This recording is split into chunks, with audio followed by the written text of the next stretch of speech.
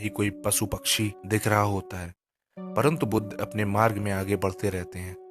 अचानक बुद्ध के सामने उंगली माल आकर खड़ा हो जाता है। उसका रूप इतना डरावना होता है कि कोई भी व्यक्ति उसे देखकर ही भयभीत हो जाए।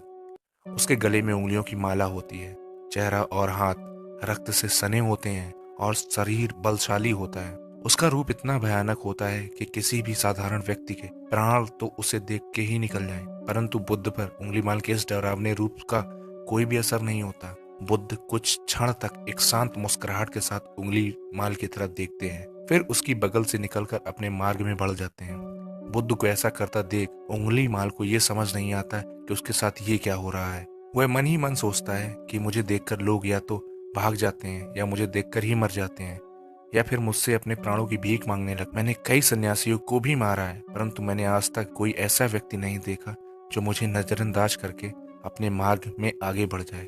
या तो इसने मुझ पर ध्यान नहीं दिया होगा या फिर हो सकता है कि यह देख ही ना सकता हो, परंतु मुझे इससे क्या, मुझे तो अपनी उंगलियों की माला पूरी करनी है। उंगली माल बुद्ध को आवाज लगाता है, ए साधु रुक। फिर भी बुद्ध उंगली माल को नजरअंदाज करते हैं और अपने मार्ग में आगे बढ़ते रहते हैं।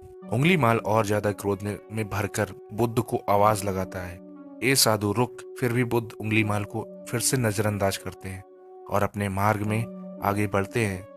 उंगली माल तीसरी बार बहुत ही ज्यादा क्रोध में भरकर आवाज लगाता है, ए साधु रुक। फिर बुद्ध रुकते हैं।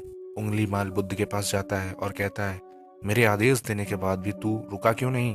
बुद्ध कहते हैं, मैं तो बहुत पहले ही रुक चुका हूँ, तुम ही चलते जा रहे हो। उंगली माल ये समझ नहीं पाता कि बुद्ध क्या कह रहे हैं, परंतु जरूर समझ जाता है कि सामने खड़ा व्यक्ति उससे थोड़ा भी नहीं डर रहा है। उंगली माल बुद्ध को डराने के लिए चिल्लाकर पूछता है, ए साधु तुझे मुझसे भय नहीं लग रहा है क्या? मैं आदि मानव हूँ। बुद्ध कहते हैं, नहीं तुम मानव हो। बुद्ध की यह बात उंगली माल के हृदय पर लगती है। पहली बार उसे किसी ने मानव कहा था, परंतु वो इस बात को नजरअंदाज करने का प्रयास करता है और बुद्ध से पूछता है, हे साधु तूने ये क्यों कहा कि तू कब का रुक चुका है, जबकि तू तो चल रहा है? तूने ये क्यों कहा कि मैं नहीं रुका? बुद्ध कहते हैं, मैं बहुत पहले ही रुक चुका हूँ, यानी मैंने ऐसे सारे बुरे कृत्य करना पहले ही छोड़ दिया है जिससे किसी भी व्यक्ति को कष्ट पहुंच सकते हैं। सब जीना चाहते हैं, बस तुम उन्हें करुणा से देखने का प्रयास करो। बुद्ध के ये शब्द दोबारा से उंगली माल के हृदय पर चोट करते हैं, परंतु वह दोबारा से बुद्ध की बातों को नजरअंदाज करने का प्रयास करता है और इस बार वह और क्रोध से भरकर बुद्ध की गर्दन पर अपनी कटारी रख देता है, जिससे वो लोगों की हत्या किया करता था, और बुद्ध से चिल्लाकर कहता है, नहीं मानो, मैं ना तो प्रेम है और ना ही करुणा, सिर्फ छल और कपट है, इसलिए मैं सबकी हत्या करूंगा और किसी को जीवित नहीं छोड़ूंगा। बुद्ध कहते हैं, तुम्हें लोगों ने बहुत दुख दिया है उंगली माल। क्रूरता मनुष्य अज्ञान के कारण ही करता है।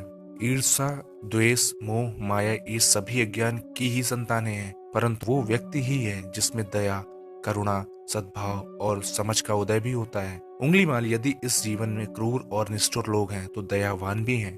बस तुम्हें अपनी आंखों से इस अंधेपन की इस पट्टी को हटाना होगा जो तुम्हें केवल बुराई ही दिखा रही है। तीसरी बार बुद्ध ने सबके शब्दों को सुन उंगली माल का खुद पर ही संयम हट जाता है। उसे समझ नहीं आता है कि पहली बार उसे अपना आपा इतना कमजोर क्यों महसूस हो रहा है। वह कोशिश तो करता है क्रोध करने की, परंतु कर नहीं पाता। वो बड़ी हिम्मत जुटाकर क्रोधित होने का नाटक करके बुद्ध से कहता है, तुम व्यक्तियों जैसे नहीं हो। बुद्ध कहते हैं, मैं हर व्यक्ति जैसा ही हूँ, बस जागृत हूँ और यह सिद्ध कर रहा हूँ कि हर व्यक्ति में जागने की क्षमता है। मेरा मार्ग क्रूरता को दया में परिवर्तित करना है। उंगली माल, तुम अनजाने में घृणा के पथ पर हो, बस तुम इस क्षण रुक जाओ। तुम्हारे भीतर भी ये